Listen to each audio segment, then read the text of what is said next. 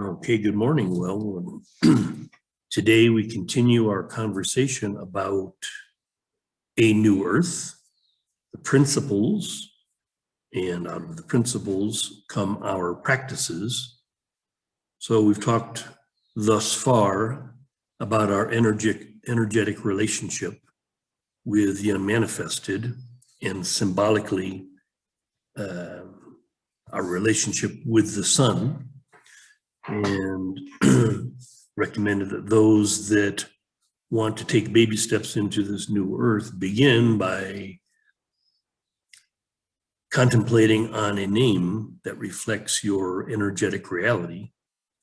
No, not the name that describes your body or person, but the name that describes your function as a portal through which the energetic source of the universe expresses itself in the space-time world.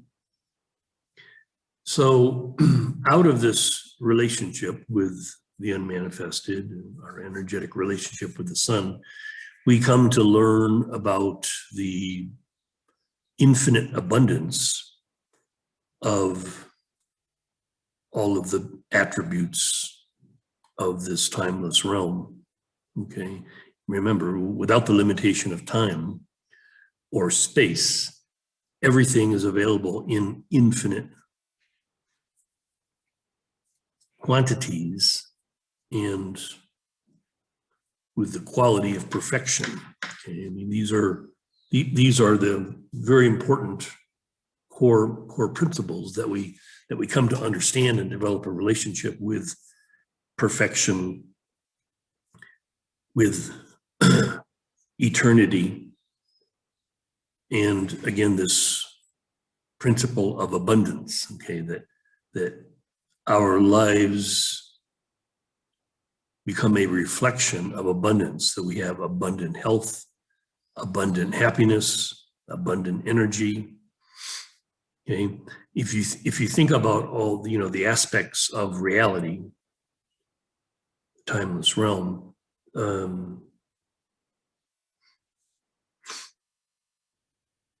beauty, for instance. If we learn to see with our true eye, not the body's eyes, but our conscious eye, we develop a relationship with beauty,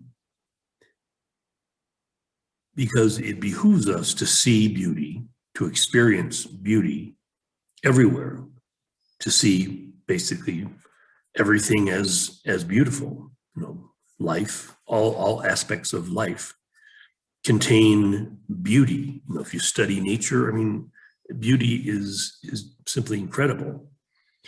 If you did a study of your body, the miraculous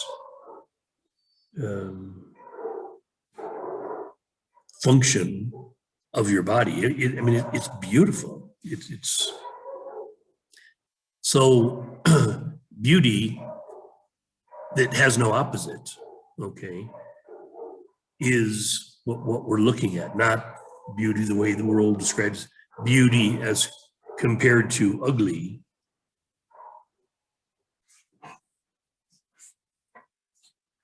The morning bird song is infinitely beautiful. And it's, again, this symphony that happens every day. It's one of those things, again, that we want to develop, cultivate a relationship with dawn, the sunrise, and see how in the natural world, it's an amazing celebration.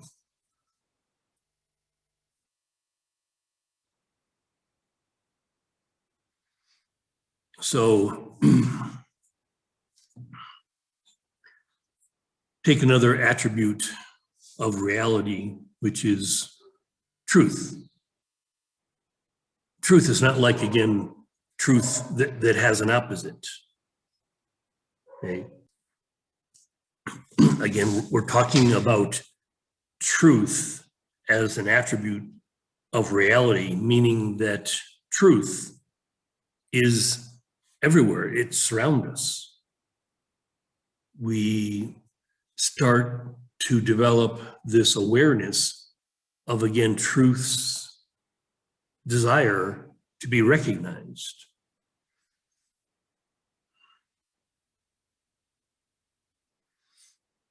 David Hawkins' scale, this energetic scale, is described sometimes as sort of levels of truth, that everything has some aspect of truth to it, just like everything has some aspect of beauty to it. And it's up to us to see truth. You know, what is true? You know, Byron Katie, her process called The Work, has to do with examining truth. What is exactly true? Is what we think? Is our perception true? No. Perception is simply perception. It really has nothing to do with truth. Perception is part of the judging mind that would be judging opposites, good or bad. Truth is, again, beyond opposites. It's an elemental attribute of reality, eternity. Okay, so again, thinking about these attributes, beauty and truth, abundance, because they're attributes of the timeless realm. You know, beauty is timeless. Truth is timeless. Abundance is timeless. These qualities are not limited by space or time. So we're training a higher mind to be the operating system in our new earth, not the rational judging minds. Okay, we all have this higher mind, and you know, it seems for a while as if, you know, we just have these little experiences that we call, oh wow, that's like synchronicity, or ooh, it's intuition, or whatever. Well, these are just aspects of a higher mind that's percolating into our conditioned reality, the conditioned world, which is not reality at all. So again, our program of conscious living requires conscious dying as a way that we make this shift, that we shift our focus from perception and judgment. We shift our focus to a higher mind that sees things in a radically new way. Okay. He talked before about how the membrane between the space-time world and the timeless realm is light.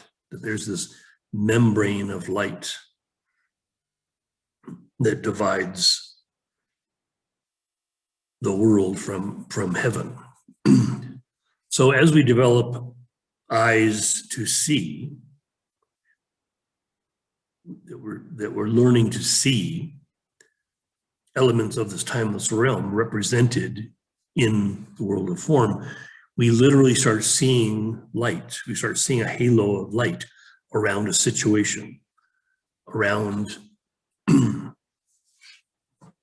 object.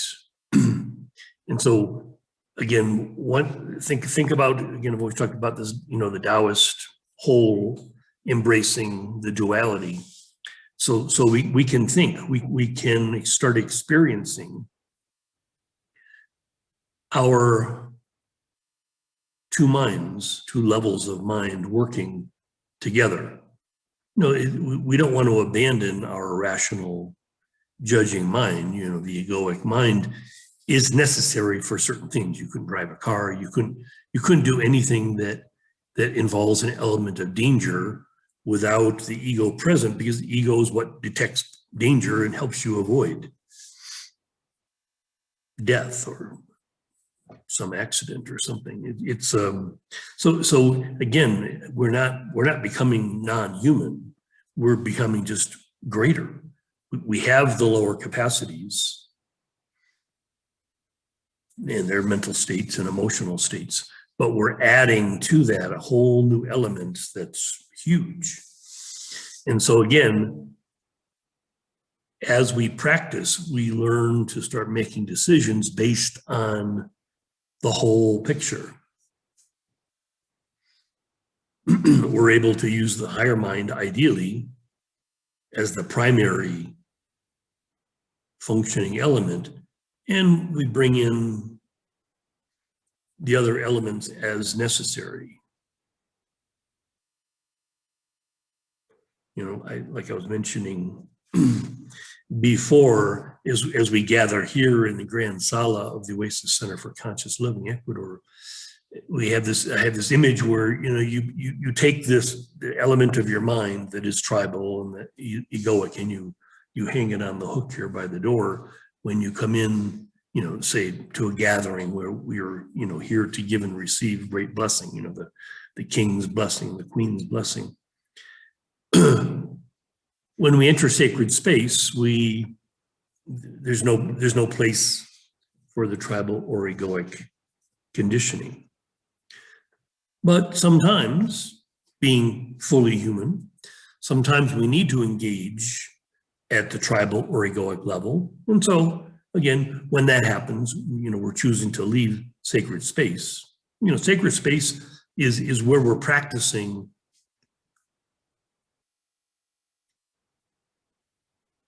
being these expressions of the timeless realm, of eternity, of heaven.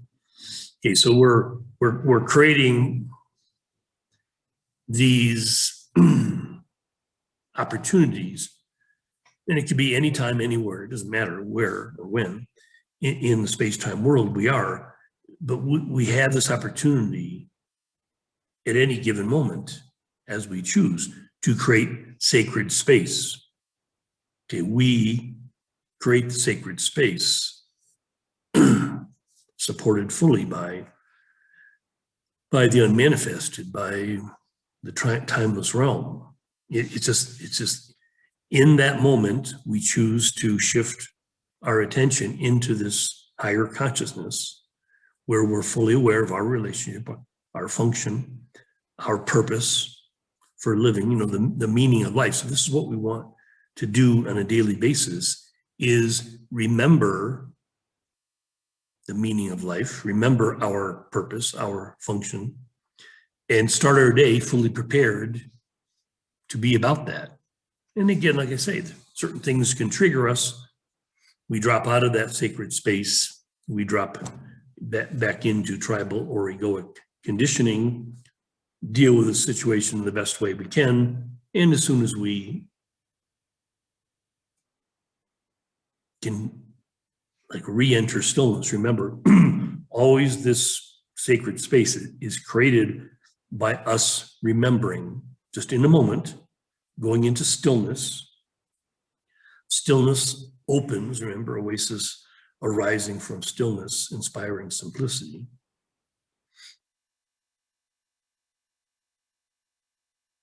So this, you know, these elements, you know, include simplicity. Okay, so actually, an interesting relationship to look at is the relationship between abundance and simplicity, because there's a very powerful connection. You know, because of our awareness of abundance, true abundance, that there's infinite amounts of beauty, truth, love. These things are abundantly available, and they have like zero conditions. There's no cost. They're elemental principles of life. So they surround us. We're immersed in them. We're in a sea of beauty. We're in an ocean of love. We're seeing this splinter of reality we call the space-time world, we're seeing that inundated with truth. So there's this abundance all around us. And out of that abundance, then it's very easy for us to live with simplicity, to go like, whoa, my function is very simple. What I need to do to take care of my body and person is a very simple regime. Okay, so a second part of our practice, okay, is bringing this discipline to our daily lives. Okay, daily life as spiritual practice.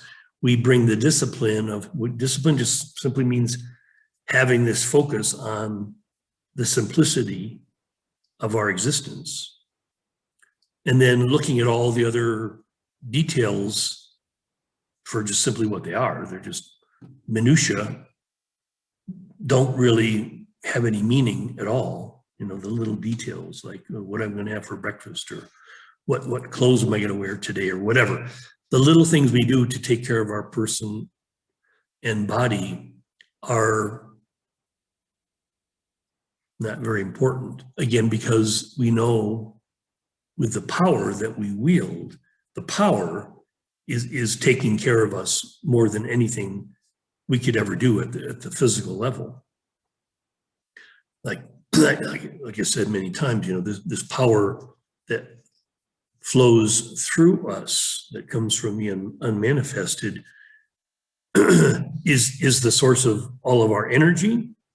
Okay, again, reflected in the sun. Okay, so we don't need food for our energy. Okay, we use food as just, you know, part of being a social creature, part of just a routine. But we come to see it as absolutely not necessary. It's enjoyable, it's interesting, it's fun. You know, again, it's part of enjoying the physical body, enjoying the physical world. Eating, you know, I just had a little toast with, you know, butter and blueberry marmalade with my coffee. It's like, it's enjoyable, you know, breaking a fast, but, you know, what many people can do easily, which is a very healthy routine, a discipline, is something called intermittent fasting. And, you know, this allows us to basically make eating an option. We create a discipline around eating. Like, so we're intermittent fasting. Generally, for instance, I do all of my eating between 6 a.m. more or less and midday, 12:30. And then for the rest of the day, the other 18 hours, there's no eating. You know, it might be a little snack or a, you know, certainly having some beverage. But this whole idea that we were trained to believe, part of the conditioning, that, oh, you should have breakfast and lunch and dinner, 3 meals a day. And, you know, we're eating, you know, because again, people in a very conditioned reality, a very unhappy reality, it's like eating becomes like a oh, you know, a big thing to look forward to, because there's so little else going on in the life, you know, especially for retired people, right? But that's, you know, part of the error, which creates all kinds of ill health, is just having all of these dependencies, all of these addictions to things that are really just help us numb mental and emotional distress. Okay, alcohol, smoking, drugs, food, whatever. Again, this is not about making any of those things evil. I certainly enjoy plenty of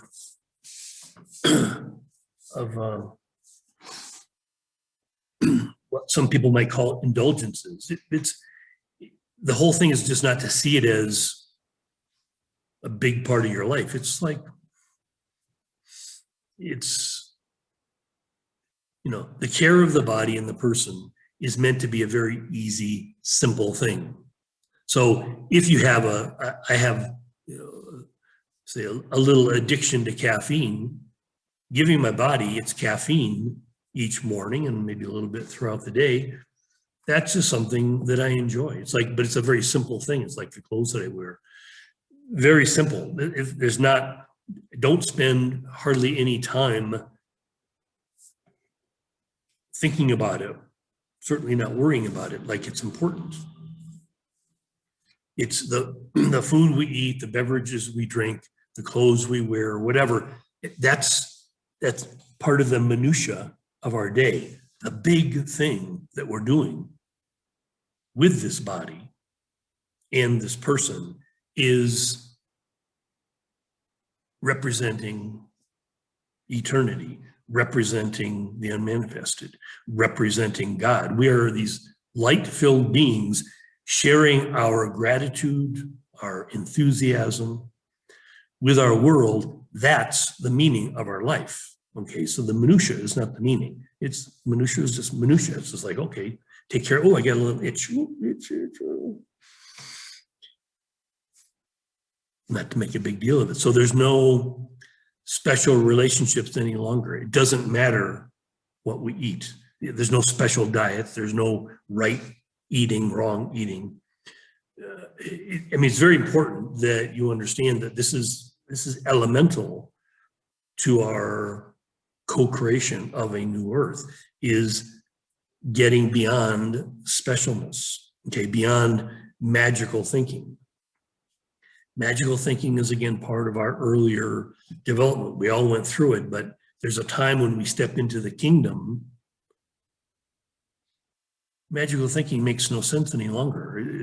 The power that flows through us is so great that nothing we eat or drink or do could ever interfere any longer with that power. You know, in earlier days, yeah, we had to we had to do what we could to create less interference patterns so that we could develop a relationship with this power. But once this relationship is intact, like I was saying at another time, there's no way, for instance, that a being filled with this power could ever feel depressed, could ever feel anxious, worried, stressed. Those mental, emotional conditions disappear. They become impossible. Impossible. Okay, so again, magical thinking, believing in medication or believing in special diets or believing in special practices or whatever.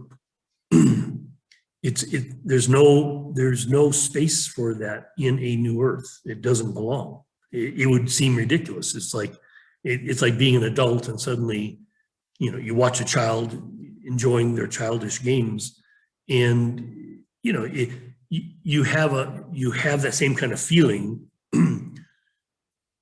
Your higher self for your tribal and egoic self, that, oh, so it's so cute. It's so cute that I would think that, oh, having this argument and being right would have anything to do with my happiness. It's ridiculous. There's no way that it fits. There's a great line from the Course that says, "In my defenselessness, my safety lies." There's no reason ever to defend myself, my body, or my person. Again, this power would show me that I am, and I've learned this in my life many times, invincible, unbreakable. I cannot die. So there's nothing to fear. This whole idea even of death being something to worry about or something to fear is ridiculous, because dropping the body is meaningless. It won't change my day at all. And it might be hard to fathom if you're, you know, using your rational mind. How would life after dropping the body be the same as life before dropping the body? It's the same. When you're the timeless realm, eternity is the same. You know, we're just playing. This being that I am, Sun King, is simply playing in the space-time world using this cloak, this communication device. As I drop my communication device, Sun King radiates in a whole new way, okay? no longer sort of positioned in this space-time grid, in this beautiful eco-resort outside of Cuenca, Ecuador, South America world. You know, imagine again, you as your higher self, no longer carrying a body. Wow. I mean, again, this is a little bit beyond our ability to fully fathom, but trust me, it's real. It's true. As you drop your body, you, if you developed a relationship with the real you, will be right there going, wow, that was interesting. Ooh, wow. What a feeling to suddenly go, wow, I'm no longer obligated to use this body. You will be, you know, looking at it, laying there. The body is laying there dead. And we're like, holy shit, that was really something. Now, many of us, like me, I've had so much practice with that. I've already seen my dead body a number of times, right? And then for whatever reason, the universe said, well, you know, re-enter and continue on in that form. No problem. But it's not, again, it's not a condition that affects my ability to perform. It's just a way, a vehicle to do that here in the world. You know, whether reincarnation is real or whether we just occupy different bodies at different times. I mean, that story isn't that interesting to me. What's interesting is the reality that we are representing in, again, whatever time and space coordinate we're occupying, seemingly occupying, you know, the body. So again, I think where we're evolving to eventually will be fully without bodies, fully without the need for the physical world at all. But the point is, and I've always been very clear about this, my teachers were always very clear with me that whole thing, ascending, transcending this space-time world, isn't the issue. That the teaching is very clear that our work, our play, our function is here in this world, on planet Earth, creating heaven on Earth, birthing a new Earth, here and now. It's here, it's now. So I think that's good for today. You can see the light. I started a little bit later than usual. Right at birdsong I started, which is what birdsong was, what, 10 minutes, 15 minutes before the sun. Again, talk about a daily discipline, a routine. The birds, it's always exactly the same time that they sing, it relative to the sun, depending on where you live, but it's always in this space of 10 or 15 minutes before dawn. Okay, whether it's cloudy or sunny, doesn't matter. The birds sense the sun just the same way we sense the sun without, you don't have to see it. It's on a cloudy day, the sun is shining exactly the same as on a sunny day. So enough for today. Gonna get on with my happy dance, and I hope your dance today is very happy as well. I love you so much. Boop, boop.